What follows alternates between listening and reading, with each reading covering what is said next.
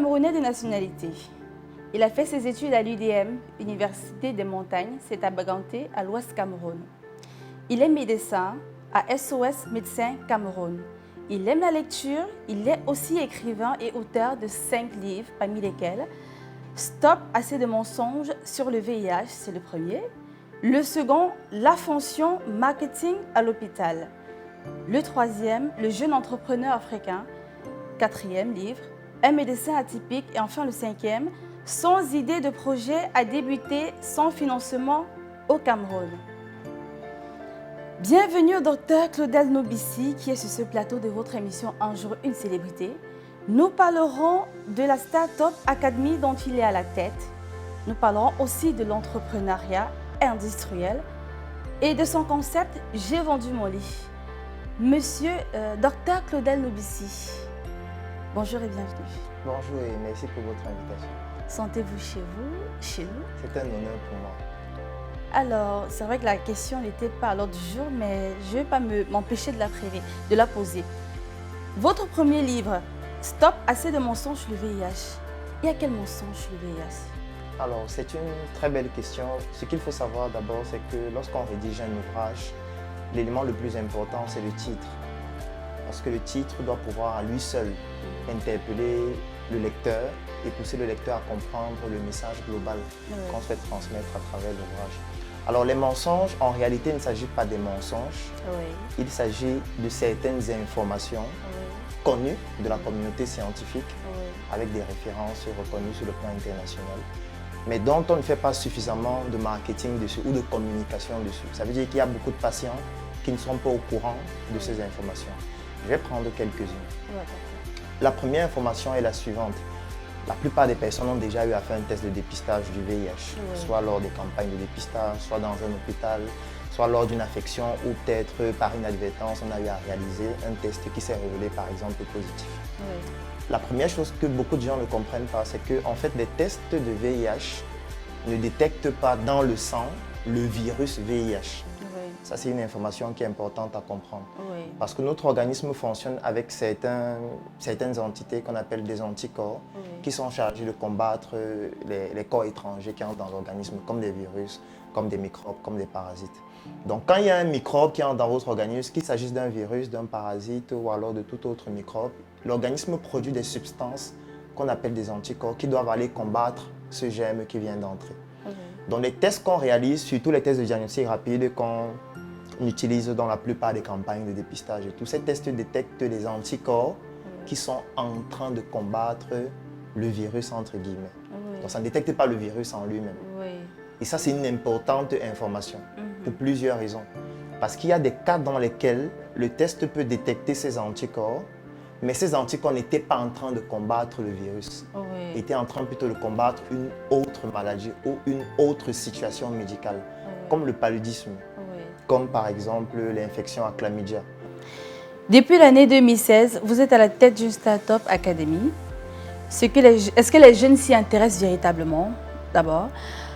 Ensuite, combien de jeunes formez-vous lorsque vous lancez une Startup? Et enfin, et pourquoi mettez-vous l'accent sur les cosmétiques? Pourquoi en tant qu'homme, c'est rare? Ce qu'il faut savoir, c'est que Startup Academy, c'est une structure qui a vu le jour en février 2016. Ça a débuté avec les conférences. Parce que ce qu'il faut savoir, c'est que nous avons 3 activités principalement.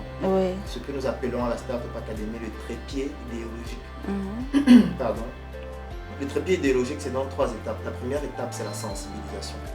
Donc, on a débuté en 2016 en faisant des conférences dans les hôtels, dans les différentes villes du Cameroun. Le but, c'était de faire quoi? De sensibiliser dans un premier temps un maximum de jeunes. Parce qu'il faut savoir que notre population est faite de plus de 60% de jeunes. Donc, c'est la population cible que nous avons voulu toucher au départ afin de leur faire comprendre les enjeux de l'entrepreneuriat. La deuxième étape, c'est la formation. Parce qu'après avoir sensibilisé, il faut donner des aptitudes pratiques à ces personnes-là qui ont bénéficié de ces informations pour leur faire comprendre que c'est possible de le faire. Dans la formation, on a débuté dans nos sièges. C'est ainsi qu'on a ouvert notre premier siège à Douala.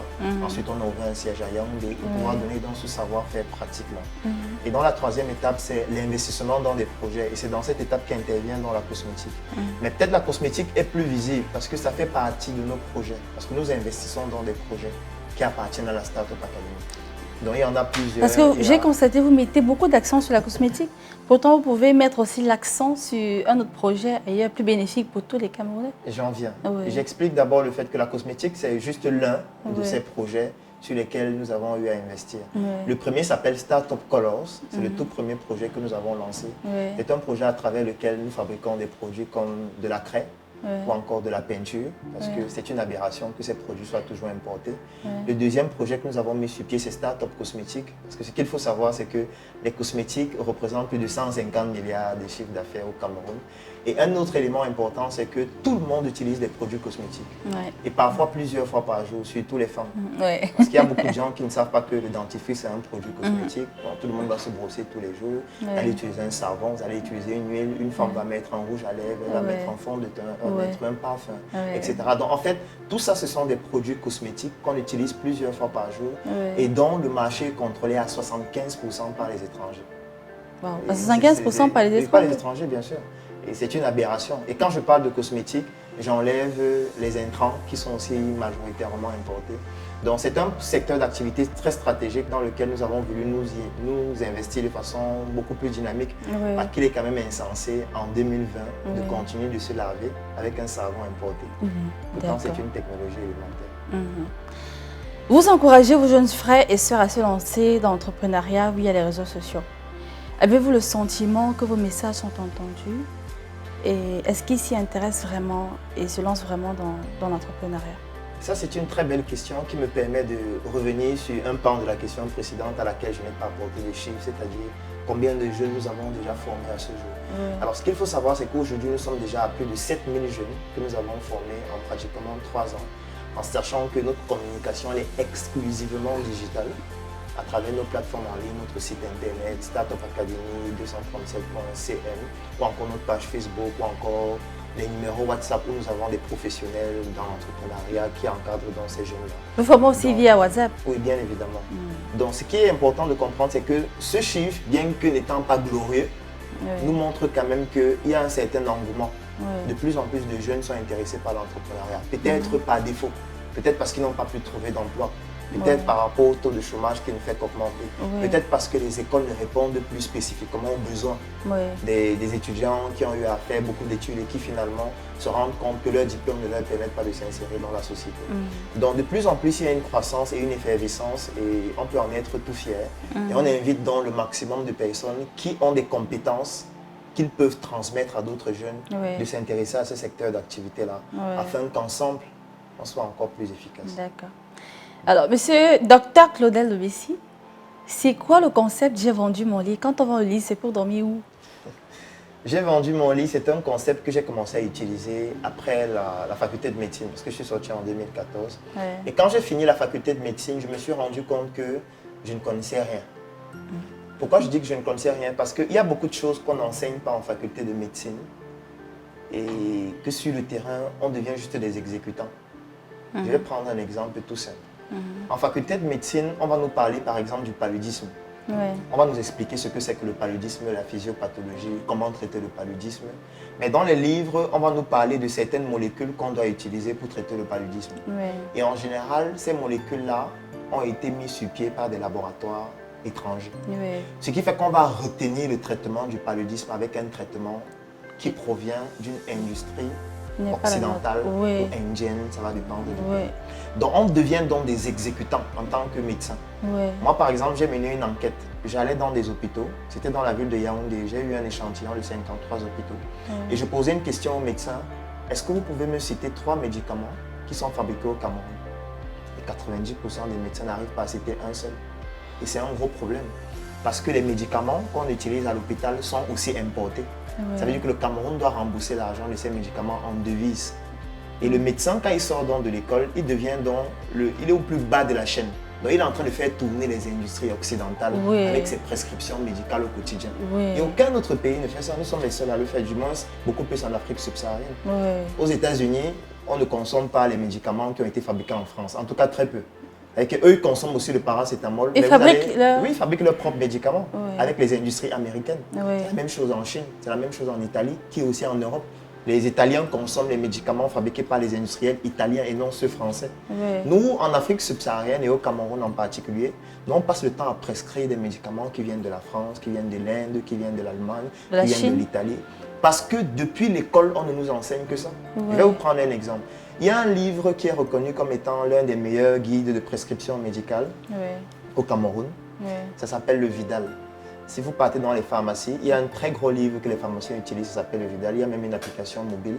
Ouais. Mais le problème qui se pose, c'est que c'est un document dans lequel il y a des médicaments avec les indications, comment les prescrire. Mais c'est un document qui ne comporte qu'en majorité les médicaments français. Mhm. Ça veut dire lorsque tu utilises ce guide, en fait, tu vas passer toute ta vie à ne prescrire que des médicaments fabriqués Français. en France. En fait. Ouais. Donc c'est une technique d'intelligence économique qu'ils utilisent pour transformer les médecins en leurs commerçants Ouais. de leurs médicaments. Ouais. Et ça, on ne nous apprend pas ça en faculté de médecine. Et comment inverser ça? Alors pour inverser ça, il faut arrêter de sommeiller sur le plan intellectuel, Ouais. se réveiller, allumer le bouton on de son cerveau et arrêter donc de dormir et vendre son lit intellectuel et non le lit physique Ouais. qui est indispensable parce que le sommeil permet de réparer. Parce les qu'il est cellules. important que nous aussi commençons à produire, à fabriquer nos propres médicaments. Absolument. Il y a certains qui le font déjà, mais il faudrait qu'on le fasse un peu plus. Mais ils ne sont pas soutenus financièrement parce que c'est. Alors, c'est est-ce qu'ils ne lourd. sont pas soutenus financièrement? Je ne pourrais pas le dire réellement. Je vais vous prendre un exemple. La médecine traditionnelle, Ouais. c'est la médecine la plus scientifique au monde. Il y a très peu de personnes qui le savent. Ouais. Ceux qui pratiquent la médecine traditionnelle sont plus scientifiques que les médecins. Hein? Ah Pour une bon? raison qui est très simple. Parce qu'eux, ils passent leur temps à faire des études scientifiques. Ouais. Ça veut dire qu'ils identifient des plantes. Ouais. Dans les plantes, ils essayent d'extraire les principes actifs. Ouais. Ils essayent de tester ces principes actifs sur le plan clinique, sur les patients qui souffrent de la fièvre typhoïde, du paludisme, etc. Ouais. Ils évaluent si ça fonctionne avant de vendre ça. Peut-être sur des formes qui ne sont pas sur le plan esthétique adéquates, mais en fait, ils sont en train de procéder de façon scientifique Ouais. à l'identification d'un principe actif, à son évaluation et à sa commercialisation. Ouais. Ce que le médecin ne fait pas. Ce que le pharmacien ne fait pas, qui sort de l'école et devient juste gestionnaire de stock. Et il reste juste à la pharmacie en train de dire qu'on a importé tel stock de médicaments, le stock est fini. Et il se retrouve en train de vendre de l'eau salée importée. Ça veut dire qu'il y a des médicaments qu'on utilise comme spray. Oui. Ça s'appelle des décongestionnants nasaux. C'est de l'eau salée? Oui, c'est juste de l'eau salée. Donc entre le praticien qui va prendre une plante, il extrait le principe actif, il fait un médicament qui permet de se traiter la fièvre typhoïde. Et le pharmacien qui a fait 7 ans, il était major parce qu'on a collé les petits toute la nuit, parce qu'il a soutenu, il était le meilleur. Et il se retrouve en train de gérer les stocks et vendre l'eau salée importée. Qui est plus scientifique? Autrement dit, nous devons faire confiance à la médecine traditionnelle. Ce n'est pas qu'on doit faire confiance, c'est la plus scientifique, c'est la plus ancienne, c'est la plus efficace. Je vais prendre un autre exemple. Tous les jours, on dit que les États-Unis ont gagné, le Vietnam a gagné les États-Unis pendant la guerre du Vietnam. Oui. Mais il y a beaucoup de gens qui ne savent pas que l'un des facteurs qui a fait en sorte que les Vietnamiens gagnent les États-Unis, c'est la médecine traditionnelle. Ouais. Pourquoi? Parce qu'à cause du paludisme. Parce que quand les soldats américains arrivaient au Vietnam, quand ils souffraient de paludisme, en fait, ils mouraient. Sauf que les Vietnamiens, qu'est-ce qu'ils prenaient pour se soigner du paludisme? En fait, la Artémisia, qui est une plante. Oui, c'est une plante. Aujourd'hui, on fait comme si c'était une découverte, pourtant ça existe depuis des milliers d'années. Wow. Parlons à présent de SOS Médecins. Pourquoi devons-nous faire confiance à SOS Médecins au Cameroun? C'est quoi la plus-value de SOS Médecins? Alors, SOS Médecins, c'est une structure qui a vu le jour en 2014, pour être plus précis. Moi, j'ai fini de soutenir ma thèse de médecine en novembre 2014. Ouais. Et juste après, je décide de mettre sur pied SOS Médecins Cameroun, Ouais. qui est une plateforme qui a débuté en ligne et qui avait pour but d'apporter des conseils en ligne et surtout des consultations à domicile. Ouais. Parce que je m'étais rendu compte qu'à l'hôpital, on avait le problème des files d'attente. Ouais. Il y a des gens qui arrivent à l'hôpital, se retrouvent aux urgences alors qu'ils n'ont pas de problème urgent. Oui, il y a des gens qui arrivent à l'hôpital. Plus de 80% des patients qui arrivent aux urgences n'ont pas de problèmes urgents. C'est quoi un problème urgent? Un problème urgent, ça peut être quelqu'un qui est dans le coma. Ah, Ça d'accord. peut être quelqu'un, par exemple, qui a perdu beaucoup de sang, qui a Ouais. été victime d'un accident de la voie publique et Oui. qui a besoin peut-être d'une intervention en urgence. Ça, c'est une Ouais. urgence. D'accord. Alors que tu vas retrouver aux urgences des gens qui souffrent de la grippe. Mais qui les oriente en urgence? On Il les n'y a oriente rien pour les forcément. orienter en fait, puisque quand ils arrivent à l'hôpital, eux ils estiment que leur problème est urgent et pas à cause d'eux. Donc ils perdent mais donnons du temps à ceux qui ont des problèmes urgents. Alors qu'avec une plateforme en ligne, étant donné qu'aujourd'hui on parle de génération tête baissée, la plupart des personnes et même des patients sont en ligne. Oui. Moi par exemple, j'ai le Même numéro. les patients sont en ligne. Moi j'ai le numéro de tous mes patients sur WhatsApp. Ouais. Puisque étant donné que notre communication est digitale, Ouais. tous les patients qui viennent se faire consulter chez nous ont aussi un numéro sur WhatsApp. D'accord. Ça permet de les suivre, Oui, ça permet oui. de créer la relation Oui. et de faire ce qu'on appelle la pharmacovigilance. C'est quoi la pharmacovigilance? C'est le fait d'évaluer les effets d'un médicament dans la durée. Oui. Quand vous partez à l'hôpital, on vous prescrit un médicament. Il y a très peu d'hôpitaux où on contrôle l'effet du médicament 24 heures, 48 heures, 72 heures après. Ce qui fait qu'il y a certains patients qui viennent à l'hôpital, on leur prescrit un médicament, ils boivent et ils en meurent directement. Mais on ne peut pas savoir que c'est le médicament qui les a tués. Pourquoi? Parce qu'on n'évalue pas l'efficacité du médicament et les effets indésirables dans la durée. Je peux le comprendre parce que quand un médecin consulte 50 Mais c'est patients, une erreur 60 grave, ça. patients par jour, c'est difficile de le faire. Donc, étant donné qu'on est en contact avec les patients, peut-être sur WhatsApp, moi par exemple, quand je prescris un médicament à un patient, je reste en contact avec lui pendant les 72 heures qui suivent la prescription. Donc s'il y a un problème, il m'écrit directement sur WhatsApp pour dire docteur, je vomis toujours, ou alors j'ai un nouveau symptôme. Et directement, moi, qu'est-ce que je peux faire? Je peux intervenir à domicile. Ou alors je peux lui faire une ordonnance électronique pour modifier celle que j'ai eu à lui prescrire ou stopper le médicament. Donc ce contact-là, c'est une plus-value qui n'est pas mesurable en termes d'effets bénéfiques. D'accord. Que pensez-vous de la jeunesse camerounaise actuelle? Travailleuse, paresseuse? Je pense que le problème de la jeunesse camerounaise, c'est qu'elle est trop intelligente. Hey. Ah bon? C'est bizarre, n'est-ce pas? Ouais. Oui, trop intelligente, pourquoi? Parce que chaque fois qu'il y a un problème, on essaye de trouver une solution. Ouais. On coupe le courant, on va essayer de trouver une solution. Ouais. On coupe l'eau, on va essayer de trouver une solution. On nous martyrise sur le plan politique, on va essayer de trouver une solution pour contourner. Ouais. Jamais on ne va aller frontalement. Ah ouais. Ça veut dire que notre problème, c'est d'être trop intelligent. Parce que quand on est trop intelligent, chaque fois qu'il y a un problème, on essaie de contourner le problème. Ouais. Les autres, eux, ils ne réfléchissent pas beaucoup. Quand il y a un problème, on s'arrête, on marche, on s'arrête, on fait des manifestations. Ouais. Mais nous, on essaie de se dire, bon, pardon, moi, je ne veux pas me retrouver dans les problèmes compliqués, mais je trouve une solution pour contourner le problème. Donc, la jeunesse camerounaise est extrêmement intelligente, extrêmement travailleuse. Et peut-être même, ça devient un problème parce que cette jeunesse travaille un peu trop et un peu trop intelligente. Et parfois, on ne s'arrête pas pour dire non, on ne peut plus continuer comme ça face à certains problèmes. Ouais. Voilà. Violence en milieu scolaire, vous avez un mot à dire là-dessus? Si oui, c'est quoi? La violence en vos milieu jeunes scolaire frères? commence d'abord par la répression économique. Parce que qu'est-ce qui peut pousser un enfant à devenir violent? Il faut savoir que les enfants ne font que ce qu'ils voient. Les enfants font ce qu'ils voient et imitent ce qu'on fait. Ça veut dire quoi? Ça veut dire qu'un enfant qui se retrouve à l'école, il a commencé d'abord par grandir dans un cadre familial. Un cadre familial où parfois la maman, lorsqu'elle a accouché, elle a été abandonnée par exemple par le père de l'enfant. Et après, elle s'est retrouvée dans des difficultés économiques. Et peut-être elle n'a pas eu la chance que l'enfant ressemble beaucoup aux parents. Ce qui fait que chaque fois qu'elle voit l'enfant, en fait, elle se rappelle de son père. Et de façon inconsciente, elle va manifester des attitudes et des comportements qui correspondent à une sorte de répression auprès de l'enfant, comme un peu pour se venger de son père qui l'a abandonné. C'est subtil, c'est subliminal, mais ça laisse des traces et des séquelles au niveau de l'enfant. Ça, c'est un exemple. Ou alors un enfant qui se retrouve dans un cadre où ses parents ne peuvent pas lui apporter le minimum vital qu'il voit chez d'autres enfants. Ou alors un enfant qui a grandi dans un cadre où ses parents étaient violents, où ses parents, peut-être son père bastonnait sa mère, etc. Ou alors des enfants qui ont subi des violences infantiles. Ça peut être des viols, ça peut être des violences psychologiques et toutes ces autres choses que l'enfant peut subir. En fait, un enfant qui est violent sur le plan scolaire, c'est un enfant qui a grandi dans un environnement violent familial. Violent psychologiquement, violent moralement, violent physiquement même aussi.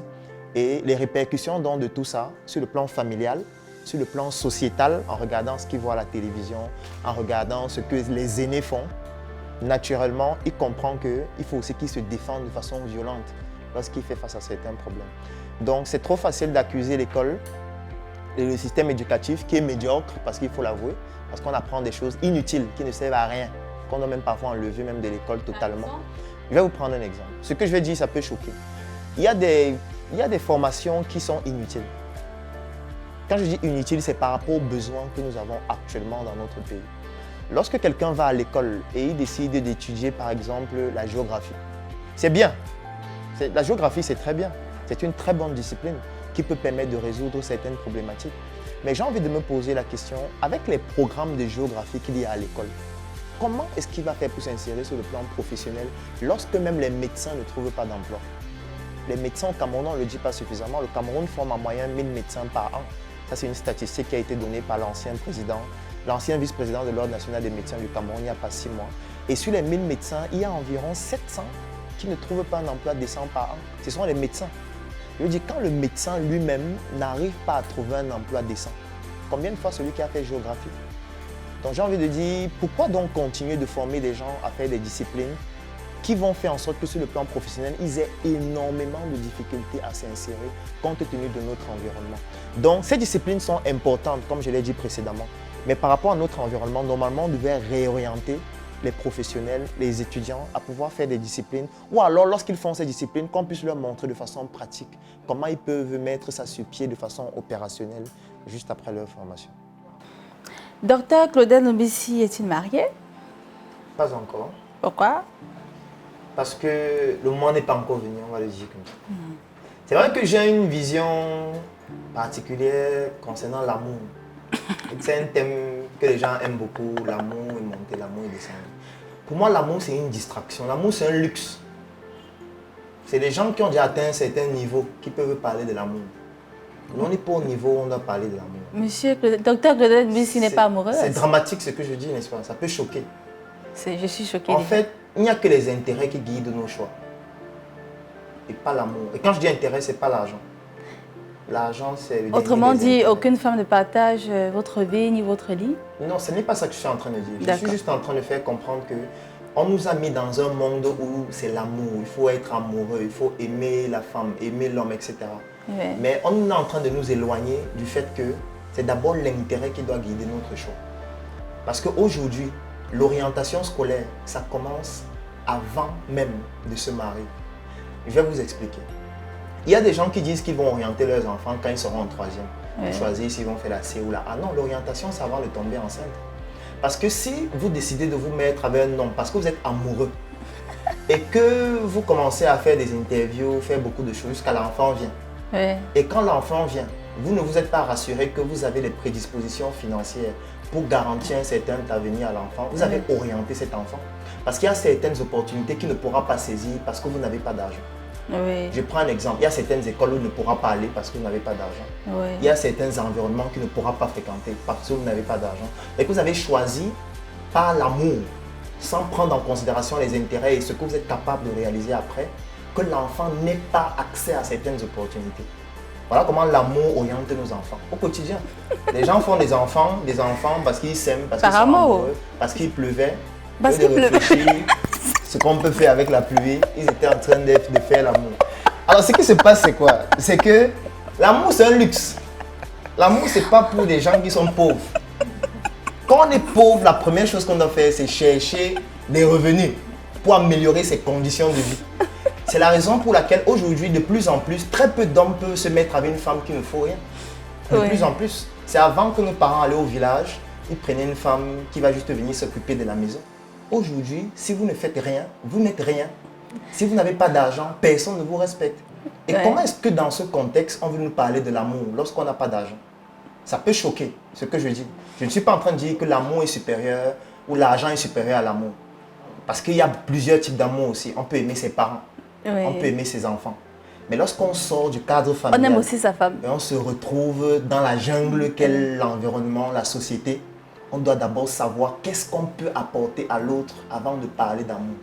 Parce que si c'est que vous parlez uniquement d'amour et que vous dites que non, les intérêts, ce sont les biens terrestres, le Seigneur est monté, descendu. En fait, ce qui va se passer, c'est quoi? C'est que vous êtes en train d'orienter vos enfants à être des brigands demain. Parce qu'ils vont, vous allez faire en sorte qu'ils grandissent dans un environnement où ils ont manqué de tout. Oui. Ils vont essayer d'arracher aux autres ce qu'ils n'ont pas pu bénéficier dans leur environnement. Arracher, c'est-à-dire? Comme le fait d'agresser, par exemple. Mais vous reprochez aux gens de faire l'amour lorsqu'il pleut. Quand il pleut, il fait froid, surtout à l'Est Cameroun. Quand il pleut, il fait froid. Et quand il fait froid, il faut se réchauffer. Le Cameroun, c'est l'un des pays qui a la plus grande pluviométrie au monde. Et il y a beaucoup de pays qui nous envient par rapport à notre pluviométrie. Et ce qu'on peut en faire sur le plan scientifique, c'est énorme, en commençant par l'agriculture. Et que si on s'intéressait à la pluviométrie de notre pays et qu'on développait le patrimoine culturel du Cameroun en partant par l'agriculture. C'est quoi la pluviométrie? En fait, c'est le fait que le Cameroun est arrosé d'eau. dans pratiquement tous les départements ont les noms des cours d'eau. Mais on se retrouve en train de manger des poissons qui sont morts depuis 4 ans. Alors qu'on est dans un pays où il y a morts des depuis 4 départements. ans. Oui, parce que les poissons congelés, parfois, ils sont morts depuis 4 ans. Et c'est ça qu'on mange tous les jours. Alors qu'on est dans un pays dont les départements ont les noms des cours d'eau. Ça veut dire que la technologie nous permet, à travers ce que la nature a permis qu'on puisse bénéficier, de pouvoir produire des poissons localement. Oui. J'apprécie certaines initiatives comme une que j'ai eu à voir en Balmayo, où ils produisent des poissons localement et ils font en sorte que dans des poissonneries, vous puissiez acheter des poissons vivants. Et que vous puissiez aller dans un snack bar et voir une femme qui fait du poisson brisé, mais vous choisissez votre poisson dans un aquarium vivant. Oui. Et c'est ce poisson que vous mangez. Aujourd'hui, c'est où? En Balmayo. Aujourd'hui, on a une nature qui a fait en sorte, qui a béni le Cameroun. Mais aujourd'hui, pendant qu'il pleut, nous on fait l'amour. Étrange. D'accord, c'est terminé pour cette émission. Dr Claudette Ndoubessi, merci d'être passé par ici. Je vous remercie. Je lève mon mug, je vous invite à lever le vôtre. Je vous souhaite beaucoup de courage dans votre entreprise et surtout, j'espère que vous apprendrez à aimer une femme. Je n'ai pas dit qu'il ne faut pas aimer. Ouais. On aime après avoir eu les moyens qui nous permettent d'aimer. Les pauvres n'ont pas le droit à l'amour. Je vous souhaite aussi beaucoup d'argent. D'accord, merci. À très bientôt. Okay. Quant à vous, chers téléspectateurs, merci d'avoir été des nôtres. Rendez-vous la semaine prochaine pour une autre émission. Ciao, ciao.